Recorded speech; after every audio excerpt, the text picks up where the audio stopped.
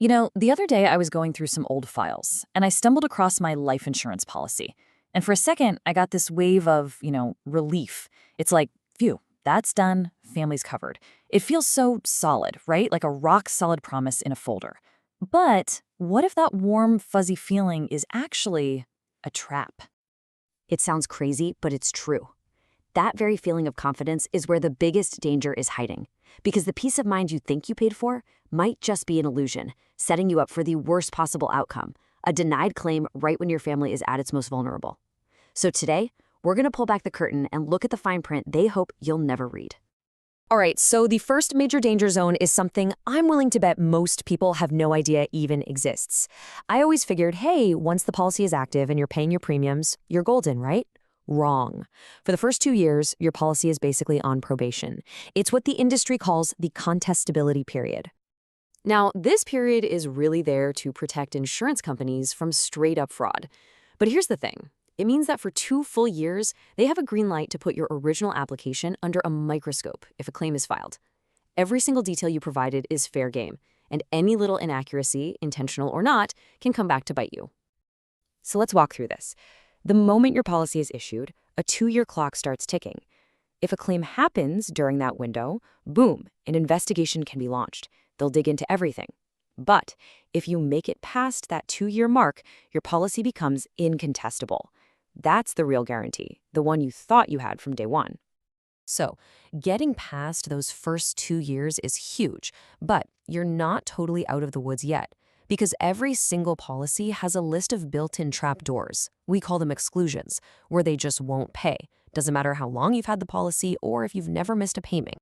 Probably the most well-known exclusion is the suicide clause, and it really shows you how critical that 2-year window is. If the insured passes away due to suicide within those first 2 years, the company will almost certainly deny the big payout and just refund the premiums. After 2 years, though, the benefit is usually paid in full. And it doesn't stop there. Think about your hobbies. Are you a scuba diver? Do you race cars for fun? Fly a small plane? A lot of policies have exclusions for what they call hazardous activities. If you didn't mention this stuff on your application and something happens while you're doing it, well, that claim is likely toast. It is definitely worth digging up your own policy just to check for these. This brings us to what is, without a doubt, the #1 reason claims get denied. It's a big, scary-sounding term, material misrepresentation. But honestly, it can boil down to a tiny omission or even just an honest mistake you made when you filled out the forms. The key word here is material. Did the information you gave them or failed to give them actually matter? For example, did you say you were a non-smoker but you enjoy cigar on the weekend? Did you kind of fudge your income a little? Did you forget about a visit to a specialist 5 years ago? If the real story would have made the insurance company charge you more or not offer you a policy at all, that's material. And that's all they need to avoid the whole thing. So when an insurer investigates a claim, it can really only go one of 3 ways. Path number 1, the best case. Everything checks out, claim approved, benefit paid. Path 2, they find a small non-material error, like you got your age wrong by a year. In that case, they might just adjust the payout down a bit. But then there's path 3, the worst case. They find a material misrepresentation. The claim is denied, your family gets nothing but a refund of the premiums you paid. It's a devastating outcome. So, with all these traps and landmines, how in the world are you supposed to make sure your family is actually protected? Well, this is definitely not a do-it-yourself project.